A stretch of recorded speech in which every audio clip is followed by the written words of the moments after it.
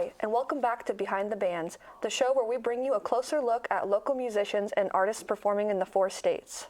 We're your hosts, Nellie Lopez and Cassandra Williams. Today we're welcoming to the show Maddie J. May, a folk country singer from the Joplin area. We're really excited to have you here today. Thank you. And she's going to start off with an original song called Rise and Fall.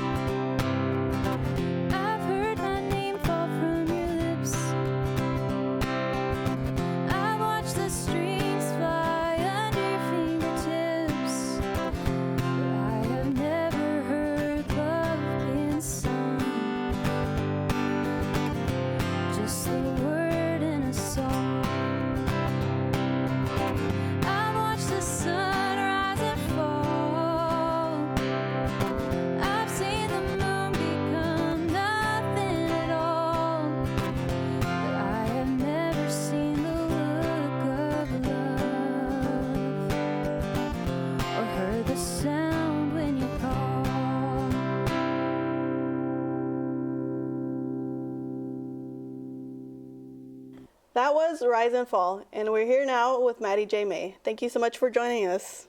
How are you doing? I'm good.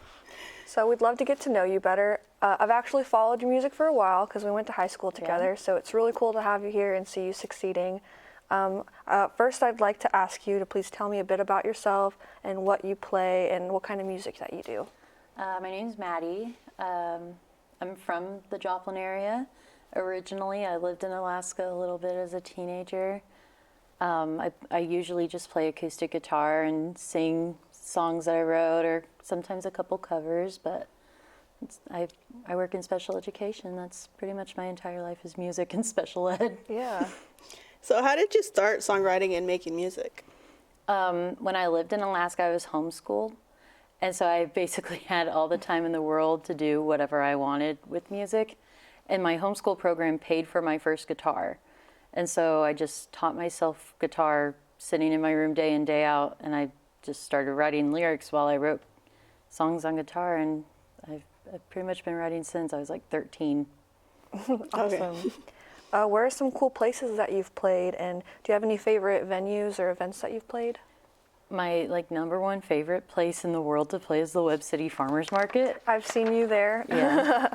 It's so fun. It's just such a lively atmosphere. And I also really enjoy playing at the Living Room on Main Street. I love it there. Yeah, it's really fun. All right, so tell us a little bit about the next piece we're going to hear called Just Thought You Should. Just thought you should know. I wrote that song probably a year and a half or 2 years ago.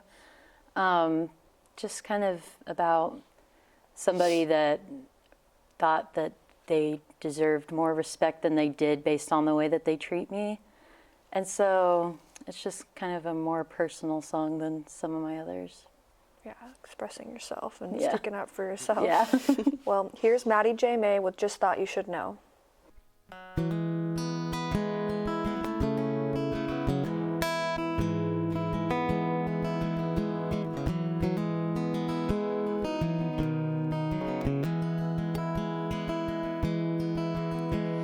know I'm a sinner, I know I'm no saint. I don't claim to be higher, we've all made mistakes. Maybe I've cursed when I should have cared. Should have dug for some grace when I had none to spare. But you can't call me heartless for the things I regret. And you lack remorse for every cruel thing you said.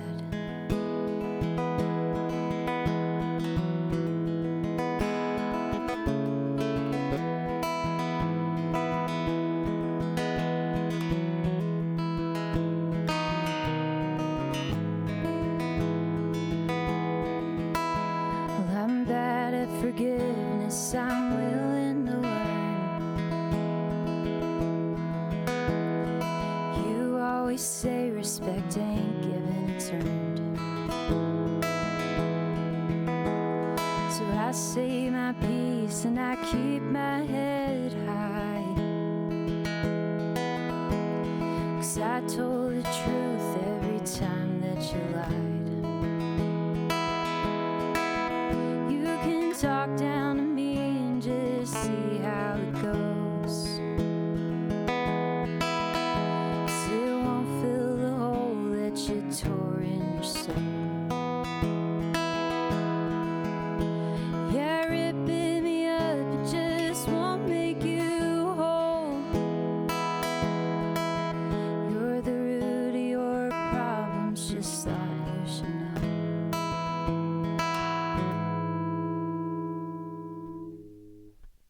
All right, we're back now with Maddie J. May, and that was Just Thought You Should Know. Tell us more about what inspired your song. My biggest influence is probably John Denver. Just really love his sound, and I also always grew up listening to like Dolly Parton and like older country music, like Patsy Cline and Loretta Lynn. So those like earlier singer-songwriter country artists really influenced me, and then like the 70s, like Carole King and James Taylor, like they have a big influence on my writing style. Very like classical Yeah, influences. like the classic singer-songwriter Yeah. stuff. Yeah. Can you tell us about what your songwriting process looks like?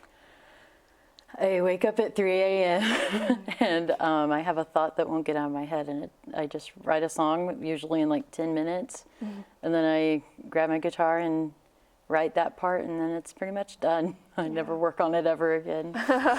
Make So- it happen. So would this be considered like a hobby for you, or are you hoping for it to be like actual future career? Well, I make money off of it, so I would call it a career of some sort. I don't want to be famous. If it happens type of thing. But like my main goal with music is that like somebody hears it and it makes them feel something positive, or it makes them, I don't feel comforted, or it's something that they needed to hear. So that's usually what my main goal is with performing. Does your music have a story or a theme that it follows? Not usually. It's usually all kind of folk country-ish sounding, but I do have multiple songs about when I lived in Alaska. That's probably the most consistent theme. So you mentioned that you lived in Alaska. Can you tell us a bit about that experience and how it affected your music? Yeah, I lived in Alaska from the time I was 13 to just before I turned 16. And like the reason we moved up there was pretty dramatic. It was all health related for me. I'm basically allergic to the state of Missouri. I'm really allergic to oak trees and I have really bad asthma, so I just couldn't really get on top of my other breathing issues. I also have a genetic condition called alpha-1 antitrypsin deficiency, which is really dramatic sounding, but it's basically kind of like genetic COPD. And so I couldn't really manage my asthma and alpha-1 issues because my allergies were so bad. And I just didn't have really a fighting chance. So my family moved all the way to Alaska so that I would have clean air with no oak trees. And within 5 weeks, my lung function had nearly doubled from 43% to the upper 80s, which is just insane. So I've always just been really grateful for my time in Alaska because it quite literally saved my life. And so anytime I think about it, I get like a warm, fuzzy feeling about how grateful I am that my family took that opportunity and made it happen, and that I'm able to write songs about it because I got a second chance, basically. So you perform locally, which you mentioned you play for the farmers market. Yeah. Do you prefer having an audience and performing live, or do you like a studio private kind of situation? I like the live, like, audience feeling because I get to test new songs out, and if it doesn't have a great response, I know that it probably maybe needs a little more work. And then it also feels really good whenever you finish a song and everybody claps. You like Yeah. the feedback, right? Yeah, I like the feedback a lot. All right, let's take a listen to the next number called Land and I.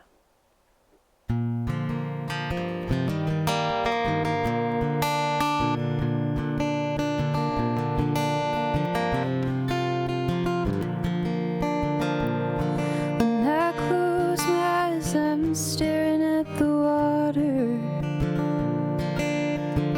breathing in the crystal mountain air. I can feel the breeze circle in the valley, and the midnight sun lighting up my hair. I miss the endless skies, dipping down and catching me. Sometimes I wish I never had to leave the frontier that saved me.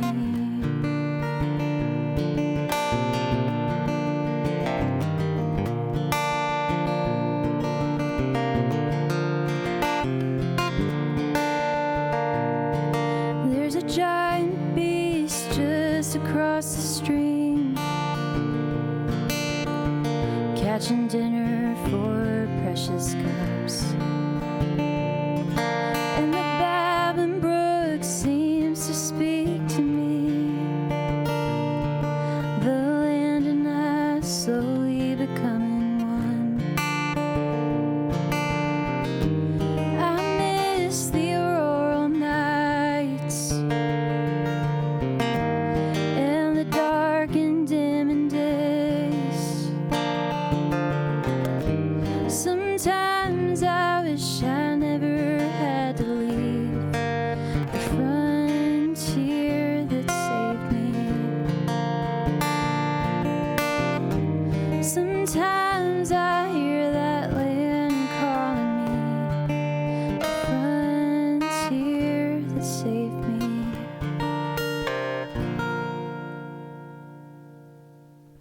We're back with Maddie J. May. We just heard Land and I. So tell us a little bit what's the story about that song? I recently had kind of a little, I don't know, like it's like a homesickness, even though it wasn't really my hometown. I had like a homesickness feeling a couple of years ago that was making me like really want to just buy a plane ticket and leave just to go back, just to see it. And I just was remembering all the things that I really, really loved about it, like the nature and like the fact that I could look out my back window and see a bear. Like that was exhilarating and fishing all the time and just the beauty of being in the mountains. And I just wrote it all down. I was just really grateful for it. Yeah. So that still inspires you to write songs, like even till this day. Yeah, I think I'll probably always write about Alaska, because when I think of like my happy place or the most beautiful place I've ever been, it's probably always going to be Alaska. I can see that. Awesome. Alaska does have really, really nice landscapes and stuff. It's gorgeous. Special to have a home away from home. Yeah. Can you tell us about some plans that you have for upcoming music or upcoming events you're doing? I believe February 21st, I'll be at the Webb City Farmers Market on the Saturday morning. And that's really all I have booked at the moment. I'm supposed to be playing at the Living Room again here soon. We haven't really scheduled an exact date for that yet, but it will be after Super Bowl Sunday. It's because it's going to be a Sunday afternoon. I'm sure it'll be crazy at the bar on Sunday. Yeah. So what's your proudest achievement as a musician so far? It's hard to say. I don't know. I think probably more than doing big events, the most exciting and like exhilarating thing for me that makes me the most proud is like after a set, when somebody comes up to me and tells me that an original song of mine was inspiring or touched them. That's probably the most exciting thing. That's my go-to. It's so special. Like you want to communicate Yeah. and it resonated. It's awesome. Do you get a lot of people that ask for like have requests of a music or Yeah. covers or something like that? Every time I play the farmer's market, somebody, like, it's never the same person. Somebody will ask me to play Happy Birthday. That's sweet. And then I also get asked to play like a Dixie Chicks song a lot. And so I'm like, okay, I'll love the learn that. Does your music have a message that you hope to convey to your audience or something special that you want to share? I don't really know if there's a message, but a lot of my music kind of tends to be sad. So I guess like the commiserating, like Yeah. you're not the only one. Everybody goes through it. That's special. Yeah. That's sweet. All right, so as we're wrapping up, can you tell us a little bit where you're playing next or how people can find you? I am on Instagram at maddie.j.may, maddie.j.mae. And I'm on Facebook under the same name. Awesome. And I believe you're on YouTube Yes, as well. I'm on YouTube as well. Not much Awesome. there, but it is on YouTube. Soon. Well, it's been really great getting to know you better, and Thank I'm you. really glad that you came today. Me too. Thank you Thank so you much so much for having me. being here. Yes. All right, and that wraps up this episode of Behind the Bands. I'm Cassandra Williams. And I'm Nellie Lopez. We'll end tonight's show with one more song from Maddie J. May called Andy Samberg.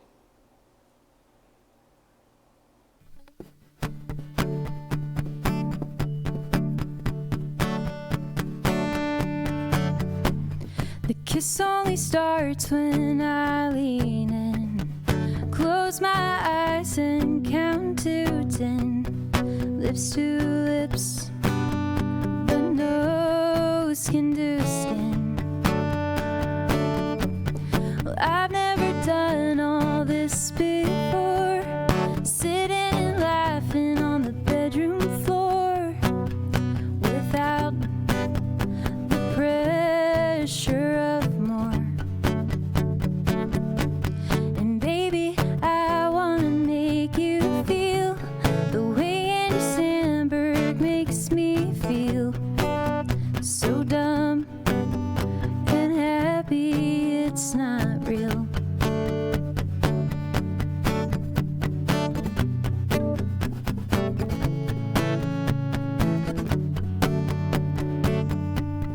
Jake and Amy just make sense. Brought in Denise talking over the fence. I love you, man, and it's intense. 'Cause baby, I wanna make you feel the way Andy Samberg makes me feel. So dumb and happy, it's not real. If you tell a joke, I'll have the punchline. I'll scratch your back, honey, you can scratch mine. I wanna fall in love and watch Saturday